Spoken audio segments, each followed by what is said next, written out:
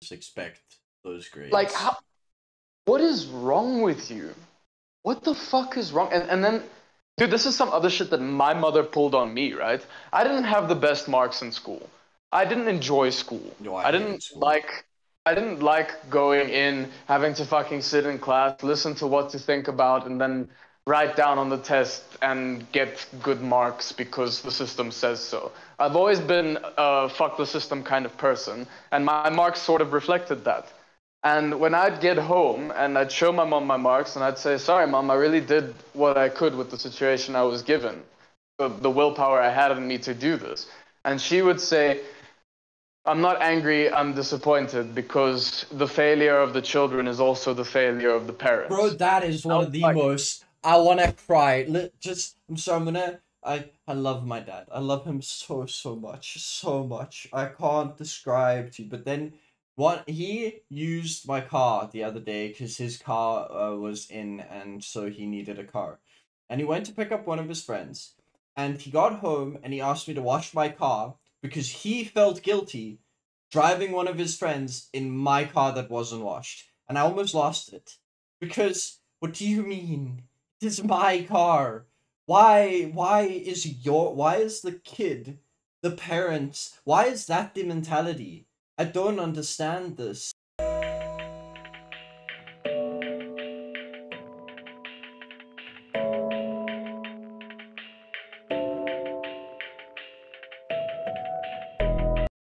Start it. Can you guys hear me? There I can hear you. Good. go. Good. Thank you for Good. joining us again, our beloved friends. It's very Hola, much nice to have you. We're going to talk today. We've set a topic about Yeah. imposter syndrome. Imposter And syndrome. this is the very first definition that Google gives. Then I want to give an understanding that I formed today on stream. And then I guess we can kind of like go from there.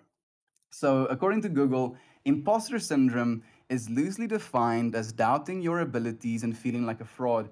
It disproportionately affects high achieving people who find it difficult to accept their accomplishments. Many questions whether they're deserving of allocates. So that is what the first Google result is. And I think of it in this layered way. We have our awareness permeating all of our experiences. Then on top of that awareness, we're aware of things, and then we start telling ourselves a story about that. And that becomes our ego layer. The more stories we tell, the more we start to like certain stories instead of others. And that becomes our persona, another layer on top of that. And what happens with with imposter syndrome, in my opinion, is that between the persona and the ego, it finds a lack of information. Like the things you believe and are telling yourself, you're not necessarily living that way in your personal life, in your persona. And then it kind of like beats on you in that space. Whereas like, oh, you're not this thing that you're saying you are. But the thing that I've acknowledged today is that we should acknowledge that there is the awareness permeating all of those things. And you are aware of those kind of like happenings as well. And instead of getting kind of caught up with this feeling of, I'm not the thing I should be, I think I could be, yada, yada, yada, take that information and improve on the things you are questioning yourself about. Be aware enough to find value in that imposter syndrome feeling, that feeling of unworthiness, of you're a fraud, doubting your own abilities, and improve on those abilities. Now we've hit a spectrum that is three-leveled, where it's the perception of oneself, perception of everyone else around you, and what's actually happening in reality. Yep, and that everyone around you is the competition view, the view of what is everyone else doing, how am I here, why don't I have this, and I fundamentally imposter syndrome probably has two origins. There are probably more, but the two big ones, I don't even actually know if the second one's there. The first one is absolutely driven by I compare myself to you and I see you are doing this and I am not, and I know I could be, and that is the feeling. Or the other one is you have a degree or you have a set of skills that makes you specialized, and then you see someone in that same field do something spectacular, and you feel you can't do it, and thus you feel like you're not worthy of what you have. Exactly. And I think like you hit on a very real note as well with the whole expectation of the outside world of like, oh, you know, like I could be writing books and publishing books, but because I'm not writing books and publishing books, I'm not writing publishing books. And it's that feedback loop of, oh, because I'm not doing this thing, you know, I'm feeling unworthy. And then there's the other side of it. Oh, other people are doing this thing and they're doing it so well. They're making these spectacular progresses or writing these fantastic works. I could never.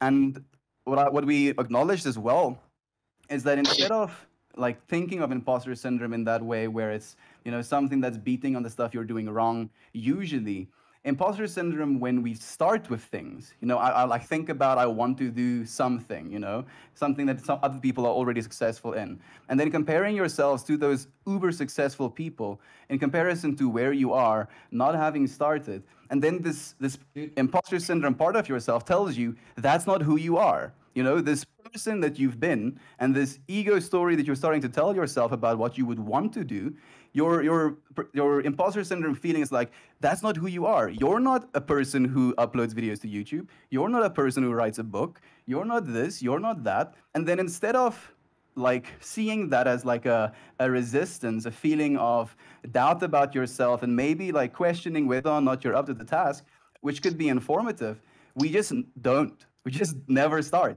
And I feel that's the big thing that gets a lot of people. So, if I can speak from a personal experience, when coming back from the diving, right? I hadn't done programming in a solid 3-4 years, roughly, because before that I was a SAP basis consultant, which isn't exactly programming. It's more administrative installation of systems kind of work. Whereas I do have my honors degree in computer science, and I am a programmer by my education. But after 3 years of not doing it and getting hired at my new company, be an intermediate web developer, um, I felt really out of place and like really getting paid for something that I didn't feel qualified for. Um, and that, in a sense, gave me a lot of imposter syndrome. I kept having thoughts of like, dude, you're working at a level that you can't reach right now. That you're getting overpaid for something that you can't do, and yada yada yada, and so on and so forth. And it took me about 6 months into the job before I could gain enough confidence to say like, okay, no, you all along you had the skills, that you had the education in the background, had the experience that was necessary to perform in the job that you had. But during those other 6 months, it was mostly like, ah, shit, bro. Like, I don't know if we can do this. I don't know if we're meant for this. I'm sorry. I want to just please go. like ask one thing as well. Did you not do those things because you felt you couldn't? Of course, I did those things. You see, but that is pretty much what we're trying to say as well. That is like the key. Yeah, but Regardless of those feelings. the key was to not listen to that little voice. Dude, the thing is, It was- dude, I feel like this also stems from the belief that you can't do everything. And I know that sounds really pretentious to say, no, I am capable of doing everything, but you are. You just need to put in the time.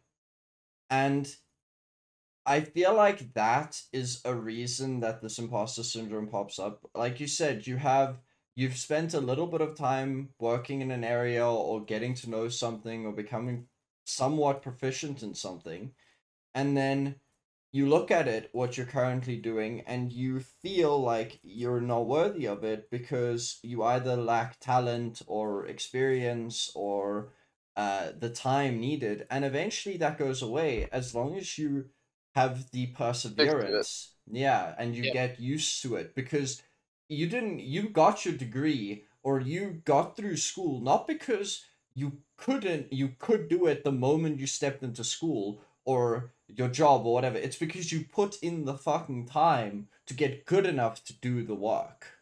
And so I feel like that understanding means that, yes, I'm not a book writer yet. I am not a painter yet. Everything is possible. You just gotta have the commitment to push. To show up. To show up for those I things, think I think in a lot of cases it's a title that you're assigned at the time that you're maybe not worthy of yet, for example. That makes sense. That's Yep. where imposter syndrome becomes very, very predominant. Um, it's it's for example like you just came fresh out of university and you're given an executive position.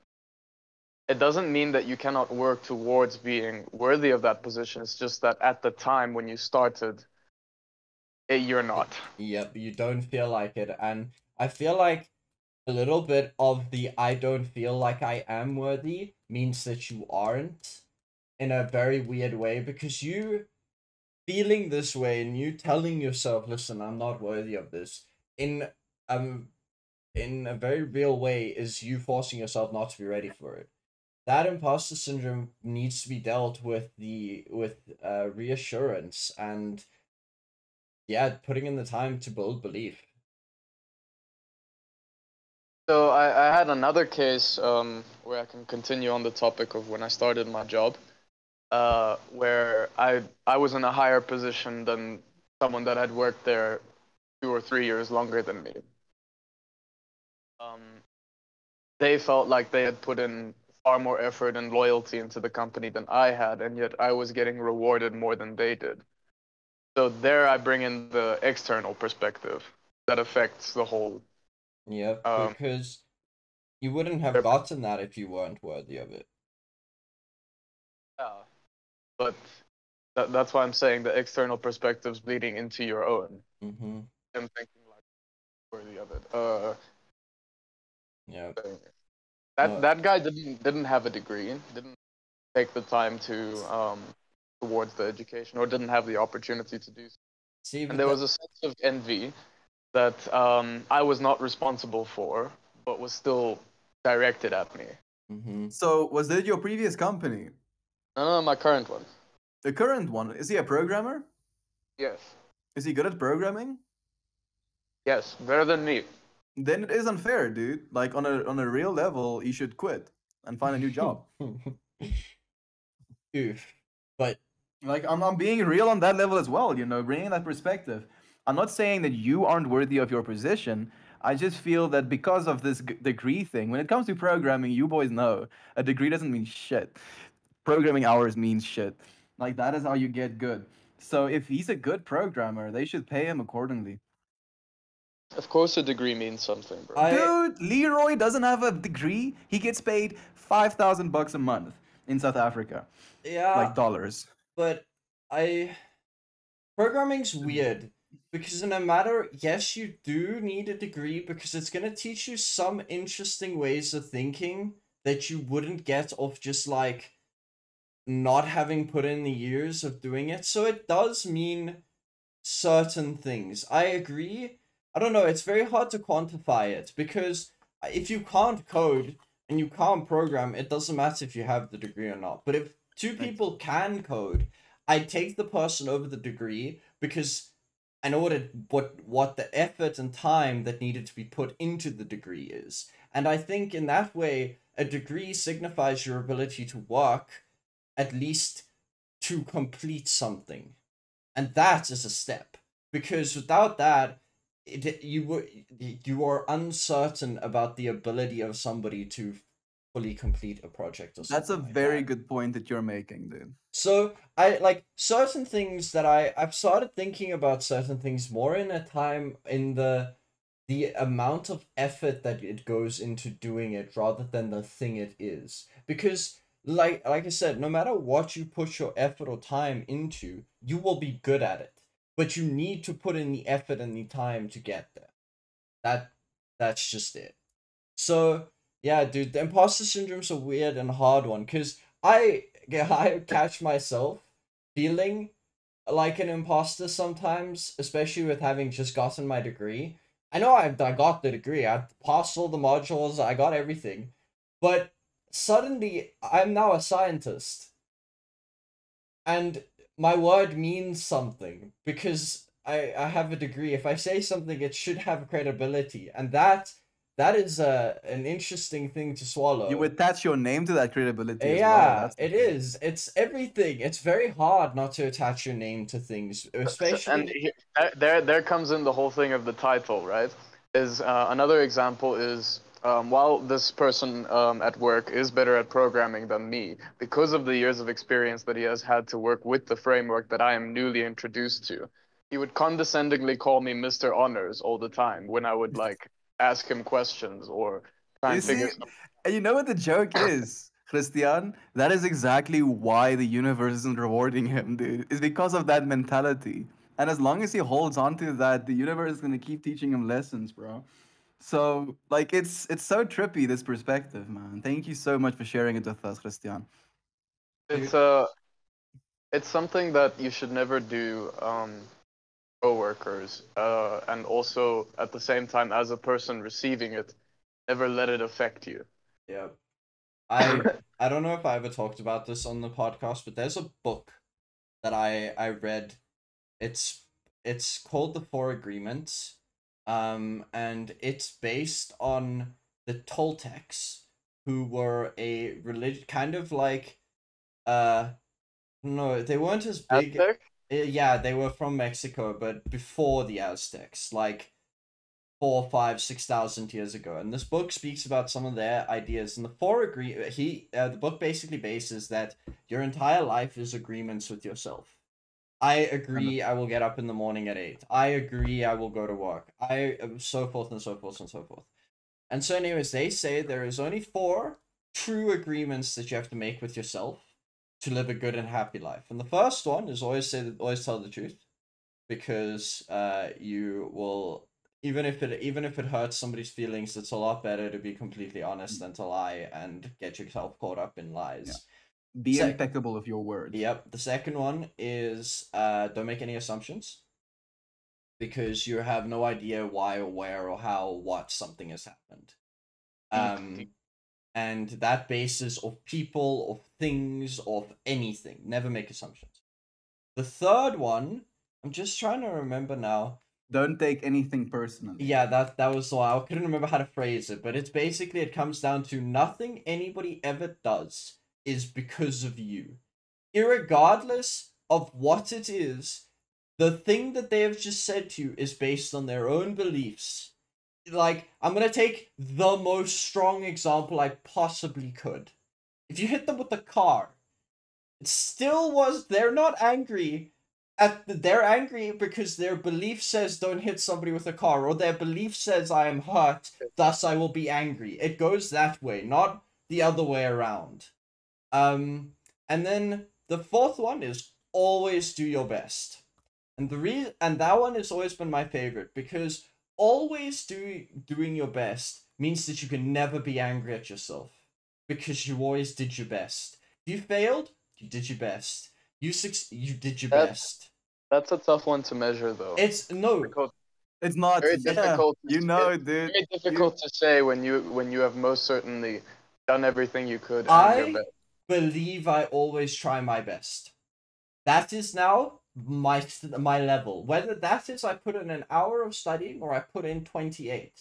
I have done my best in every situation I will ever come across. I will do my best. And That is agreement with yourself that you will always do I your will best. always, whatever that level might be for that situation, it will be my best. And thus, I That's have, almost like an ultimatum. yeah, sorry? It's Like almost an say? ultimatum. A little bit, because that agreement also tells you that if I'm in a situation that I'm unfamiliar with, or I'm in a social situation, or I'm anywhere that I can only put in 2% of my effort, it was my best. And if I get into another thing where I can put in 100, it was still my best for that situation, and Situational. it's situational, dude. Everything is. There's nothing in this world that you can go, this is it. This is the way. So you're saying you no longer have moments where you say, okay, I could have done a little bit better. No, I do. I do. But the agreement states, or it's a weird position, because there have been times that I've thought back and gone, yeah, I could have done that a little better.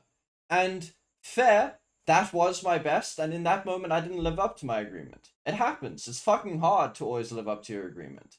And in those situations, agree to yourself that you will be better. If you couldn't live up to it, be better next time. You can do it.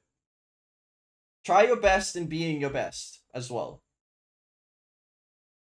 The idea of thinking about, dude, you having read the Bhagavad Gita, what did you you've read the Bhagavad Gita, and has gotten this new insight into life. It always fascinates me about the religious side, the spiritual side of other cultures, being able to see the way they think, because it always paints a new light for me, or a new coat of paint over reality.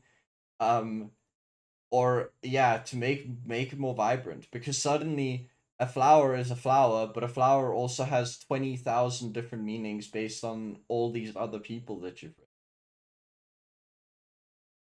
Yeah, that's every single one of us. You know, we create these entire worlds for ourselves based on every little word, and we have these literal fractal networks attached to the words, the ideas, the feelings, you know, to every single thing that's being said, and it creates such a surreal amount of information. And that's why I think we communicate with one another at the end of the day, is to actually share the information. Mm-hmm.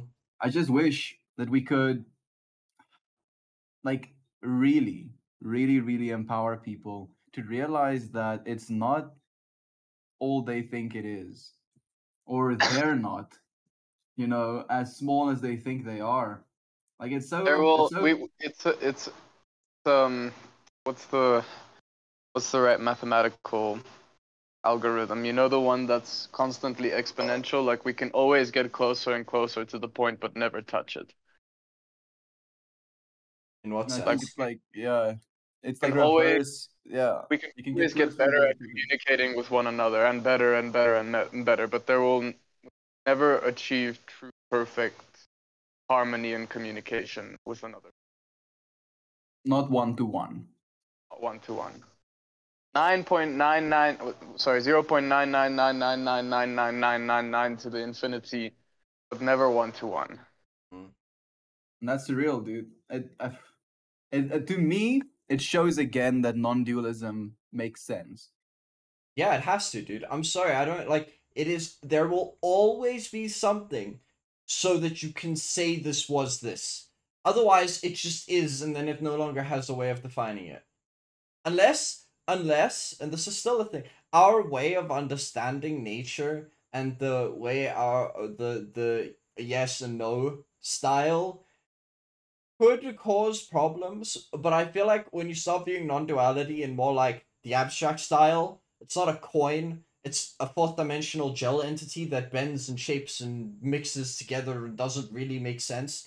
It makes a lot more sense because of the amount of infinity that goes into communicating or thinking or anything like that. It would be completely impossible to make it 100%. The only way you can possibly understand me, Johan, if we were to base it on this sort of experimentation, is if you were me. And Like, that is why I am in a very roundabout way you, and why your experience needs to be had for Chris to be. I hope that made sense. No, yeah, perfect sense. You know, in that way, that's why I believe every single human life is just as worthy, just as noble as every single other human life. Even if you are a bum sitting on the same corner your entire existence, and you get to touch one life for the better, you would have lived, you know, a good life, a life as good as, you know, Roman emperors, as good as billionaires, as good as saints, because every single life needs to be lived. That's why Mm-hmm. we're living it right now. Yep. Fun that's trippy, why dude. Come again? Pardon? we are to say that the entity that is Esdian in a non-temporal reality isn't me well at the same time. Yep. The thing is, dude, Superposition. the moment you start like going just beyond our reality, anything becomes possible. If a thing that can encompass reality needs to be bigger and thus could go that point and that point and that point, yeah, I want to be them, and it would just be. It would be able to slice up the 4D into the 3D slices and experience it. Dude. I had a very nice explanation again today about the way we could visualize visualizing. And I believe we all have these torus fields around us, Um, in a whatever, realm the spiritual realm is. And I believe we're influencing both this planet and those other realms. Just to preface my belief system, because I know it's a little bit out there, I don't expect you to. But from this understanding, I have derived that there is a torus inside of our minds as well. And the center of the torus, instead of just being a loop that goes all around, it can kind of like break apart. And the torus above and below can be fed by external information. And as this information flows into this torus, things can be realized, objects can be realized, or interpretations can be realized after of that information. And as you pay attention to it, as you shine light on it, it projects an image on the outside of that torus, creating, the world that you see in your mind. And it comes initially from this, center eye of the, mind, if you will. And it's so crazy to me that that space exists. Because if you want to think about, infinities, a torus field could potentially hold our entire universe as well. well, literally everything we have found so far that or anything that has electrons in it makes an electromagnetic field or Yep. a torus field. So Exactly. everything already in our universe has it. Electron of its own. Yeah, I mean, your brain has an electromagnetic field. It's tiny, tiny, tiny, tiny, tiny little electromagnetic fields flying around your brain, And doing not the. only that, but they're also detectable outside of your skull, by the way. Oh wow! Oh, didn't you know that? Is that how we do like the things that you just put on your head? Yeah, dude, it just straight up detects the signals Ah, outside of your skull, dude. So it like permeates through your freaking bone, through that's skin, through hair. fucking a It's massive. bonkers, dude. Yeah, and that's just the stuff we can measure. Like, imagine the stuff that you have. I mean, No, oh, I dude. love it. I love it too, man. I've been listening. I like okay. I feel like I'm gonna go on a tangent here, but I have been listening to Terence McKenna's True Hallucinations book again. Man, that man has some ridiculous ideas. Like not in the crazy sense, just in the sense of In the crazy sense. yeah, it is in the crazy sense fair. And it's really insightful to see somebody who thinks about the world in such a unique way. I think a lot of his ideas about the understanding of reality and alien life forms and the like he calls it the transcendental object that's at the end of time, which if I understand it correctly, is consciousness or the very actual fabric of consciousness. So like these ideas that he's come up with, what I really like about it is it bless you. Thank It's you.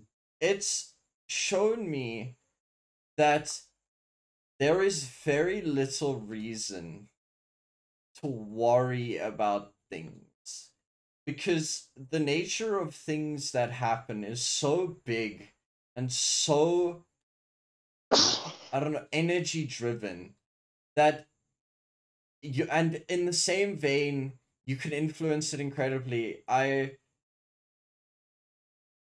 I'm So struggling to find the right going a little words. bit, Yeah. going a little bit on that tangent. Something that I listened to from a video from Sadhguru. Mm-hmm. One of the biggest lies that religion feeds the idea of destination with a reward. um, what makes you think, for example, that you're not in heaven right Mm-hmm. Christian, are you away from your phone, dude? It's breaking up a little bit. now? Sorry, can you hear me? Yeah. That sounds better. Okay, so he asks, what makes you think that you're not in heaven right now? Yeah. And you're not making it shit for everyone else. Yeah, Maybe that's you're the asshole. dude. I really like the belief of being in the present moment is heaven. Oh, sorry. So I need to rephrase what I said. Not he didn't say that the biggest fallacy was a destination with a reward. He said biggest fallacy is that there is more than what is around you. Yeah.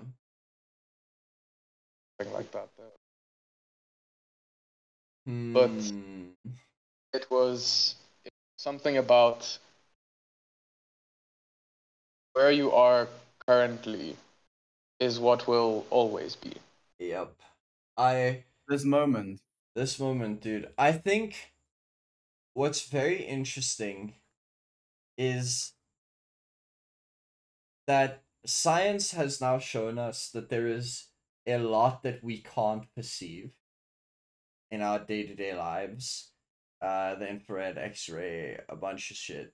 And I believe that it has impacted some people negatively, in the sense that what is the point of reality if reality is very different from what I understand it?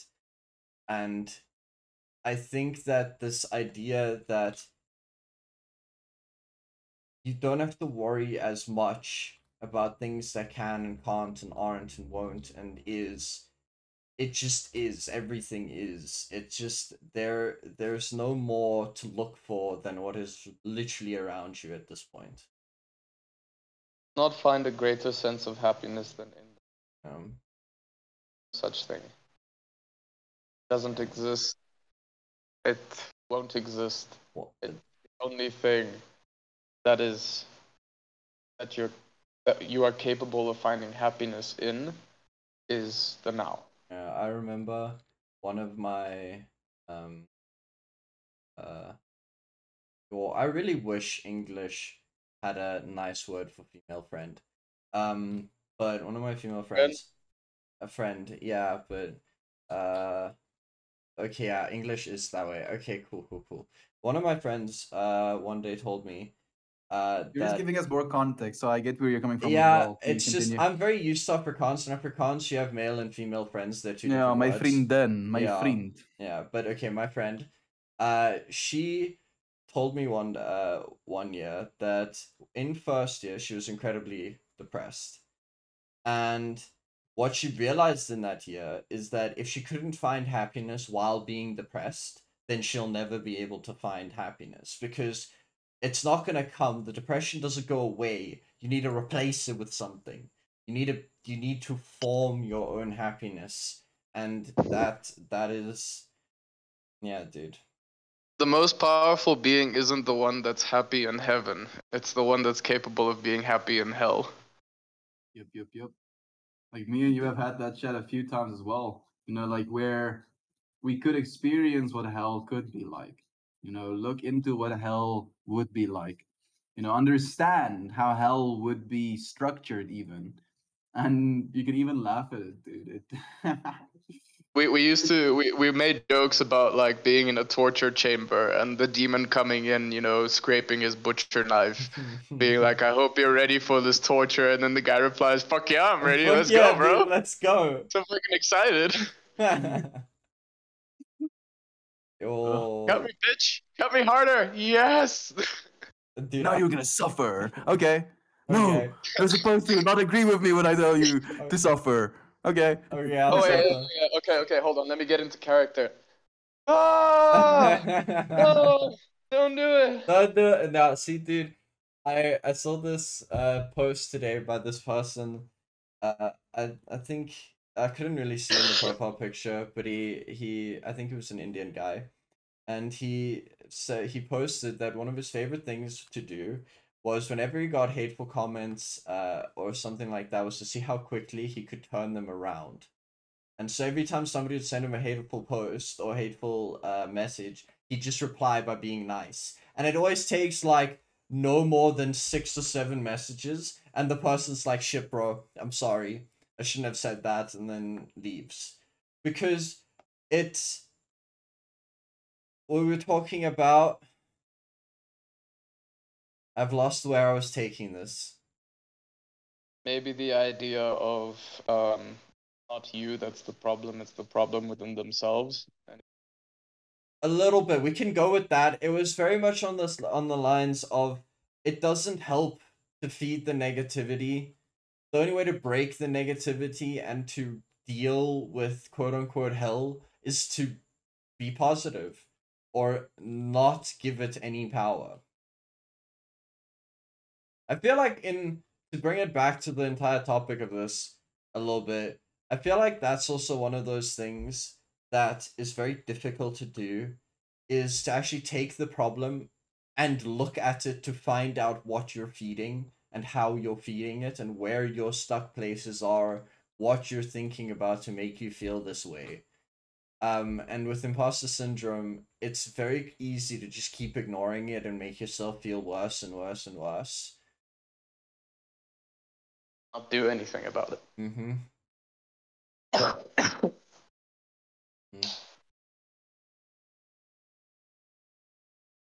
Good. So essentially, another thing that they write in the more spiritual texts out there is it's not the things that are happening around you that is bringing you down. It's the things that you're doing to yourself that is bringing you down. So the real fight is not what you can change externally to better fit your realities. What can you change within yourself to better fit? Mm-hmm. I think in a very real way, when you change yourself internally, the external world changes along with it. And it's surprisingly even harder to change the internal world than it is to change the external one. It takes a lot of focus and determination and work and practice. It's constant practice. You can achieve it one day and then fail the next. So, dude, and that's why monks practice their way of life every day. Dude, they didn't practice their way of life every day. They practice it for multiple lifetimes. That's how they understand it, dude. That's why they give themselves to those temples. They come back in a different life and then do it over again for the whole lifetime. And then they come back again if they come back, and then they do it again for a whole lifetime. It's bonkers. Dude, belief systems. Nirvana. When you have admitted that you have achieved the state of nirvana, why would you want to change anything? I feel like it's yeah, sorry. It's limiting is the mindset that I have. You know, I think it would be amazing to be a monk. And I guess we were monks at one point. But we're not monks right now for a reason. I feel we wouldn't be able to do what we're doing right now if we were monks. So, you know, there's a time and a space. Yep. It brings me back to the sort of analogy of do you remember in Peter Pan they would ask, do you believe in fairies? You have to say, I do believe in fairies, I do, and then fairies become real. Life in the way they want to experience it. What else is the fucking point? Yep. Also, like we have gone way past the ancient times in fucking BC, where you had children for the sake of doing the house chores, and then carrying on the family name and carrying on the family profession. You had kids because you owned a house and you needed to farm, and if you didn't have kids, your lineage was gonna die. You lived till fucking 30. And you failed your ancestors, and you will be cursed for eternity, and yada yada yada. Like we are so fucking beyond that. How are some of us still living in the prehistoric era? I don't understand. Evolution they didn't choose it. That's it. They didn't see that there was more than their tiny little world.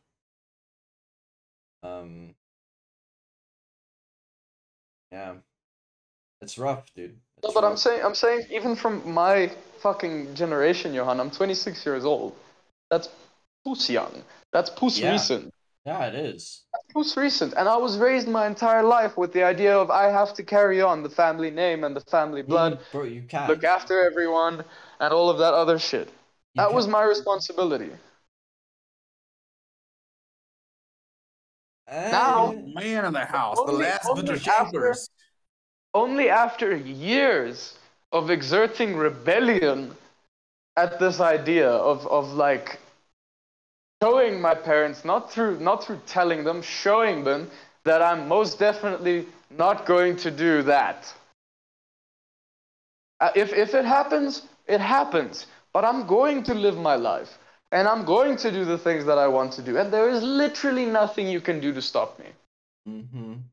So you either accept it and you be supportive and we love each other as a family, or you fight against it and there is carnage and there is clashing of wills and everything is a fucking pain in the ass.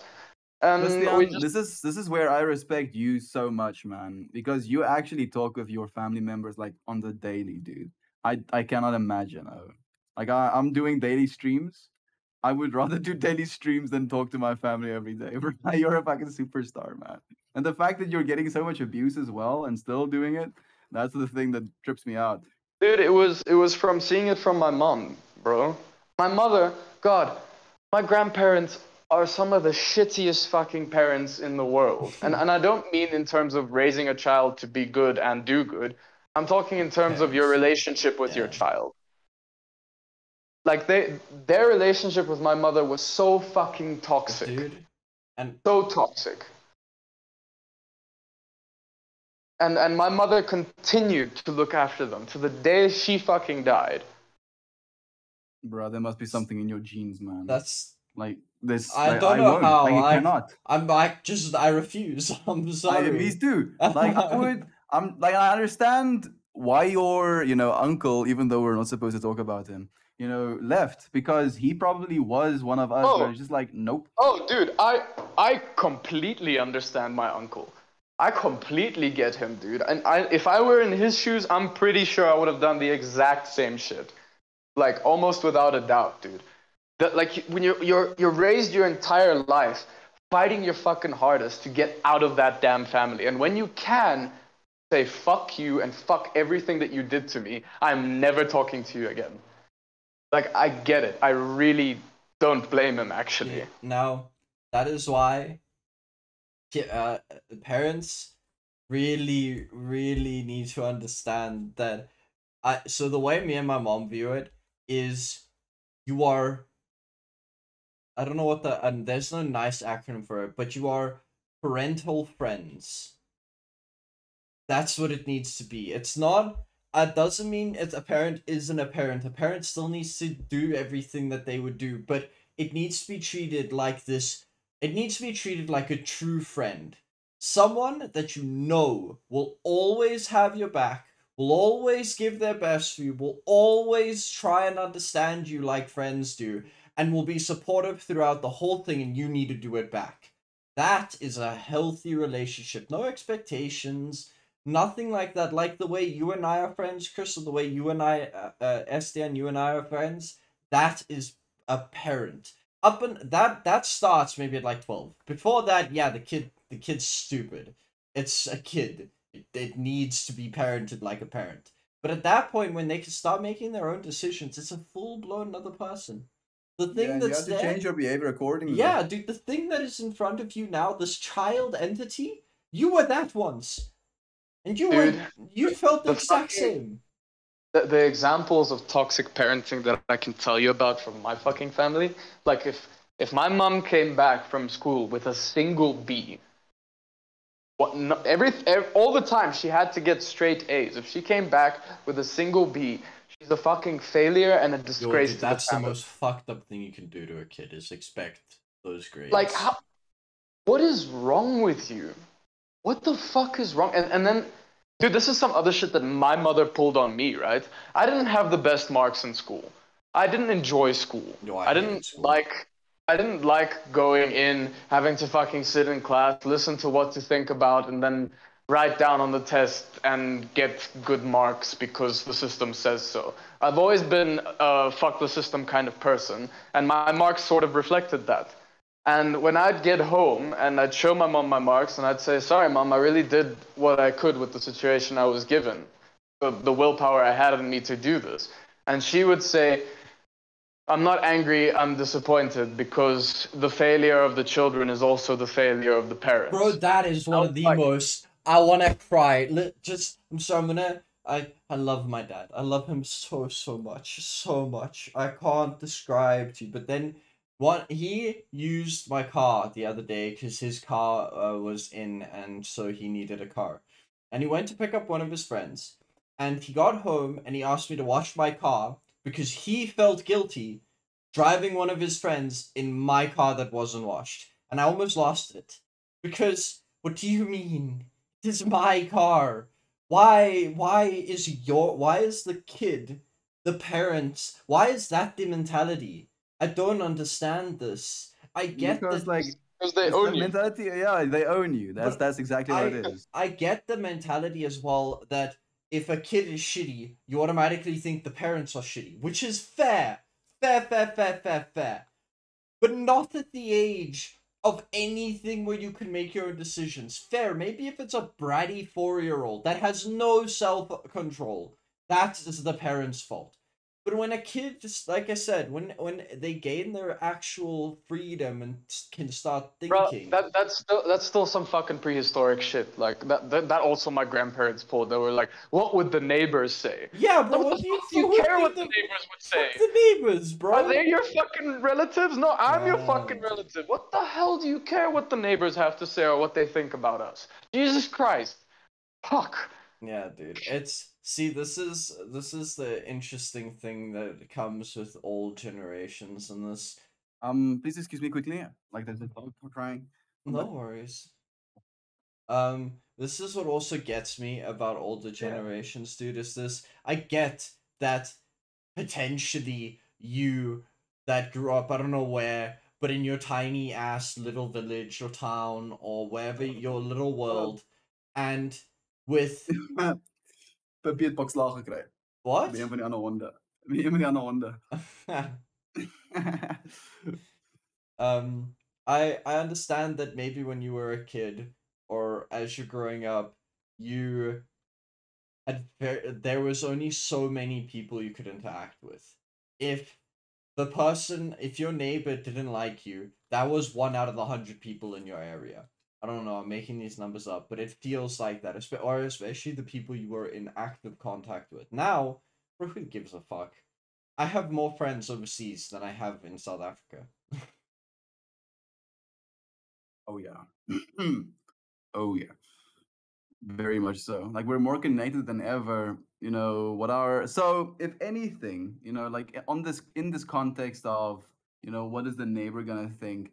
Let's rather think about what we think about ourselves. Mm-hmm. And what we think about ourselves, we should keep to a high standard because what we think of ourselves is very important, and it's also going to attract the right people into our lives. So even if the neighbor disapproves of my weed smoking and staff dancing, then me living my truth is a good thing. Him not liking me is a good thing, and keeping his space is a good thing. Mm-hmm. No, I could not agree more. I really can't. It's That's why, dude, the shift that has come, like people were not wrong that the fucking age of the millennials is going to change humanity for the better. We're going to fucking fix this whole parenting issue and this toxic fucking generational shit that has been passed down to us. We will shoulder that and not throw that on our children. Yeah. oh, dude, I really wish generations would stop throwing shit downwards. I get what you did. You built amazing things, amazing contraptions, mechanical engineering, and everything. But you took all of the problems that they made and were like, "Cool, I'll be dead when they're a problem." And yeah, it's caused a lot of shit shows, dude. I think now with the scale of the problem that we have been presented with as the Whoa. first generation that's facing something like global annihilation, Yeah. like it's never happened before. This is the first time where we're like, cool, the planet might actually die if we don't do something about it. All the all And or our all of ability to your live little on the planet will all of your little stop. wishes for passing on your blood and your ancestry on infinitum and etc. is going to be done. It's going to be finished thanks to the bullshit you created. And now it's got to be our fucking job to clean up your goddamn mess. And you know what? We will do it. Do it. We would just appreciate doing it without you spewing more shit onto our heads. At least support us cleaning up your shit. Yeah. Why do you think the Yeah, and meme of not only OK support Boomer? us, but they're like, oh, these fucking kids want to be paid X amount dollars per month. When I was a kid, I got paid X amount dollars. So why do these Dude, kids want X amount dollars, so dude? And then it's like I they're sitting on this fucking pile, being in their 70s, probably gonna die soon and then not be able to spend that money ever. But nah, these kids. so interesting. I saw this thing where this guy did a comparison between your, I don't remember if one of you might maybe have sent it to me, but it was basically this news article that somebody that they'd made where in 1967 in the US, you could buy a bond of a house for $1,000, and the average salary per year I think was $3,000. um oh no, sorry, it was the other way around. You could buy it for $3,000. No, sorry, it is, yeah, 1,000 for 3,000. To do that today, you would need to earn 200,000 US dollars a year. So the scale at which you'd need to earn money is so bonkers to actually be able to do anything with it. It's ridiculous, Yeah, and the ability to I, earn money hasn't changed. I saw a similar article writing about like, oh, millennials aren't having children and they're not buying houses. Like they're not uh, Oh no living shit, up to motherfucker! I their wonder adult why I'm not standards. buying like And then a houses every day. millennial. And then a millennial comments in the section is like, it's not like we don't want to do that shit, you know. It's that we just fucking can't. We can't. I Literally don't, cannot. yeah. Yeah, dude. They're We so fucking tone literally deaf, dude. cannot, dude. Can't even. Like they're opting instead to live in communal property, in sharing the money and living with friends. It's like, you think we want to do that by choice? You think we're by choice going out and like buying property with friends? It's like the only way to buy fucking property. Ah, dude. And then the interesting thing is, me and my dad had this conversation about just the. Well, I was telling him about the sheer problem that fits and into getting into the place where you are able to just buy a house or something like that. The amount of work that needs to go in to get you to that place, and most salaries aren't near what you need to be able to be an actual landowner or property owner. And like I'm thinking from my perspective as well. My uncle was here, my mom's oldest brother recently, and he commented, like, oh yeah, you kids these days would rather live with your parents than go out and try and earn a normal salary and live on 6,000 rands a month and live in a shitty apartment and not eat enough food. And I look at him and I'm like, yeah. Yeah, Yeah, I don't Yeah, want to do that. exactly that. Fuck, you stupid. Of course, that I'm going to choose to live with my parents right now on a farm where I have access to food. The amount of beauty that I can experience, I would not even if I worked for the next 10 years a traditional job, would I be able to afford what my parents were able to afford, like over the years that they've been working. It's so fucking tone deaf, dude. Like they're They're So like, you know what? oh, why aren't you doing these things? And I'm like, bro. You know what the conventional model is for the average European is you you finish your high school education, and then through the help of your parents, you go for a tertiary education. If they have a little extra money to pay for it, you can even go and rent an apartment during this time or stay in a residential area while you're getting your tertiary education. Then after that, if you don't have student debt, you move on to get a job and start saving up for your own place. While working the job, you would normally rent an apartment, which you spend most of your salary on, excluding food and other expenses. So you are spending majority of also the money that you're supposed to be saving instead on paying a monthly rental. And after that, after you've worked a shit ton of time, you barely have enough money to even consider buying a house. So what you do is you just keep renting the place that you have been staying at.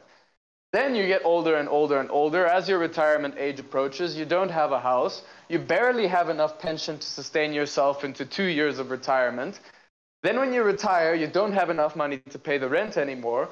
And then what happens? You just go into whatever follows, old age home, where a governmental old age home, or you just die on the streets. That is your average European model, unless you inherit your parents' house or your parents' apartment. Also, I remember seeing a thing in America where they compared that all the people that are currently millionaires, or I think it was all the people that are currently millionaires or have above 10 million US dollars, have had it for at least 8 generations. It's not a thing of these that it's that easy to make money in Generational Europe. wealth, dude. Dude, But it's it's a generational wealth, so it compounds and it compounds and it compounds. and the And thing is, then, like, we come into this life not having that privilege of that compounding nature, and then we're competing with people who've had that privilege. And what that's what the we privilege is. what we have as a very big beneficial thing in South Africa is that we are still quote unquote a developing country. It is one of the biggest benefits that we have in this country because you are able to do most of the stuff because nothing has really been done. Like if you go to anywhere in Europe or that, it's like there's electric cars, there's electric things, Wi-Fi everywhere. It's just it's finished. There's The very infrastructure little. is done. Yeah, there's very little more that needs to be done, and thus there is very little business opportunity or money making opportunity for somebody because there's everything else has pretty much been done. You need to be in the labor force. Where here, if you have some money, and money will get you a lot further here than it will overseas, you actually have some benefits, which I think people don't really take into account for here. But yeah, I didn't until quite recently, 1 or 2 years ago, when I considered this as a fact. Because before, I just wanted to leave the fucking country and live a better life in Europe, you know, because it's safer and better education, better medicine. And then I'm like, okay, but if I do go there, I'm going to live in a fucking tiny ass apartment with no car, with maybe one nice, not even that nice holiday a year, you know, and then spend the rest of my life just working my ass off trying to pay off whatever it is I'm renting. And that to me, I suddenly lean towards the crime in South Africa. Suddenly I was like, you know what? I don't mind the crime here that much. Dude, so what would kill me more than anything, dude, is the mundanity of it. Sure, you have the ability to still, you now have, I don't know, some type of stable income, you can buy yourself more things, and things like that, but you're stuck. You can't go anywhere, you can't experience anything really, for 90% of your life, it's gonna be that. That Johan, will kill I me. thought about it this way, right? The fact that I was able to live with my dad for 6 months and for 6 months save enough money to move out on my own into my own apartment, which I fully furnished on my own with the salary that I collected. I was able to buy a microwave, a washing machine, a fridge, a bed, fucking desk, toiletries, carpets, curtains in the span of 6 months. Doing that in Europe would be fucking ridiculous. And then, not to put any like negativity on the achievement, you have a degree. That makes it. Imagine you don't have one. Like the amount of extra effort that would need to be put in to achieve the same thing that you did in 6 months. Yeah, and yeah, try not having a degree in Europe, bro. Dude, just try. The thing is, and what's the kind of sad thing is, if you don't have a degree, it's not your fault. It's many generations back where the wealth just wasn't there. You can't blame your parents specifically unless they lost all the wealth. Then you could probably blame them. But my family actually lost the wealth. So fair, if you want to, you can. Not my grandma. Her parents, I think, lost the wealth. Yeah, like they gave it away, dude. Oof. They gave generational wealth away, which is noble, but they gave it away in a way where they weren't taking care of themselves properly, and then they ran themselves bankrupt. Which I think is that's throwing money away. Yeah. That's not giving it away. But yeah, it's interesting. Like now, my entire plan has shifted completely, and I, for the foreseeable future, would like to stay in South Africa. Dude, like bro, listen to I this. told you, like when we were tripping, Johan, I was literally looking at this dude, and I could see it. I could see it in his brain, and I was like, "Yes, you're not gonna fucking go anywhere, motherfucker." Dude, I'll fucking come to the plane, shoot it down with my Zulkas. Make sure you It's just stay take all here. the credit for me wanting to stay in South Africa, Estian. It was all you, bro. Listen, so The something energy. that's Thank you, very brother. interesting I'll take it still. is one of my friends who is now working for, I can't remember the company's name. In his contract, nowhere does it state that he has to be in office to do the work. As long as he gets the work done, they allow him to work from wherever he wants. I don't know if that extends outside South Africa, but he is allowed to be wherever he wants as long as if they need him to come in for meetings, so he needs to be available. And I think in the near future, many jobs are going to become that. My job is like that currently. Yeah, but bro, imagine how much further it's going to go soon when VR becomes more accessible. Why do you need an actual physical location? You set up VR offices. You go there if you need to do meetings. The thing is, and what I think people don't appreciate is this move into the interconnectedness in the more abstract internet realm. The ability to go for vacation and work and have a vacation at the same time. Imagine going to like, I don't know, Mauritius for 2 weeks. You have to work there. You have to get the work done that is scheduled to be done.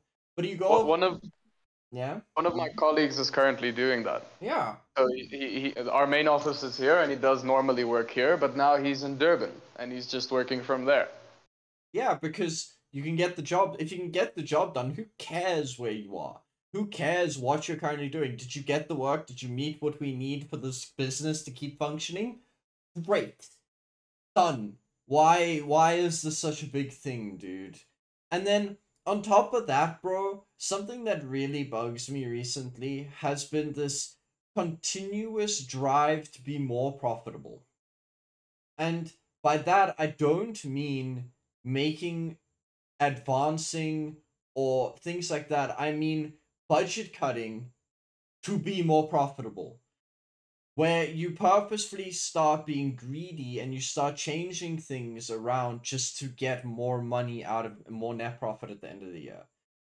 When that starts going away, when people actually understand that it's way more about the service you're delivering than the shareholders making money, which I really wish the shareholders would understand, man, I think a lot of businesses would run better.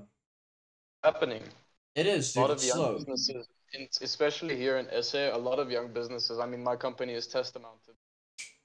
They are realizing the inefficiency, ineffectiveness of and how, in fact, your employee happiness should be the leading factor in your business. Yeah, Most dude. important thing. It's the most important. How does your work operate if your people aren't happy to work? Nah, dude. It's so important. For the base, a lot of places, thank especially you. because of the opportunities that are presented here and are a lot more available here in South Africa. The opportunity for growth, the opportunity for change. How our people are in a position where the racism has declined amazingly. Dude, it's And we are anti-government as a collective almost now. dude, the bigger thing has happened. We don't give a fuck about race anymore because everyone's in the shitter. Everyone at the moment has problems Everyone with the is fucked, government, exactly, dude. Boys, we're not fucked. We're going to build this world better. Dude, we're we doing will. it. I believe in you, dudes. Like, we just have to keep doing it. Believe in it too. The thing is, I'm gonna have to tune out, boys. Like, my dad is calling me. Okay. I just want to I'll check you again. Bye. Love you, Christian. Love you, my friend. Yeah. For what I wanted to say was that we do it in our literally every action in our everyday lives. Just today, I was standing in line to buy some rollies at Pick and Pay. And I'm minding my own business, I'm just chilling. And this old chubby lady in front of me turns to me and she says, "Jy lyk pragtig. Jou oë, jou hare, alles, jy lyk soos iemand wat maak musiek." I was like, fuck yeah, bro. Johnny, I love you. I was like, that's what you need to do. That's all you need to do. Okay. Just in your work environment, in the store that you go to, just smile at people, wave at people, uplift people. Okay. I just would like to say the fact there is only 15 million people in the world that speak Afrikaans. So for the rest of the people, what she said was that oh, you're recording right now? Yeah. Oh, okay. I thought the podcast was done. Never mind. Oh. Shit. This whole time we've just been rambling. Dude, oh no, I can stop the recording. So much care and love being spread out there, guys. I think as always, feel like you're not doing anything, you are doing something. Chris? Anything else? Yeah. I'm here. Can you hear me? You were too far away from your phone. Yeah. Okay, well, never mind. I went off on a rant. Adios, muchacho. Thank you so much for tonight. I love you, Chris. Good night.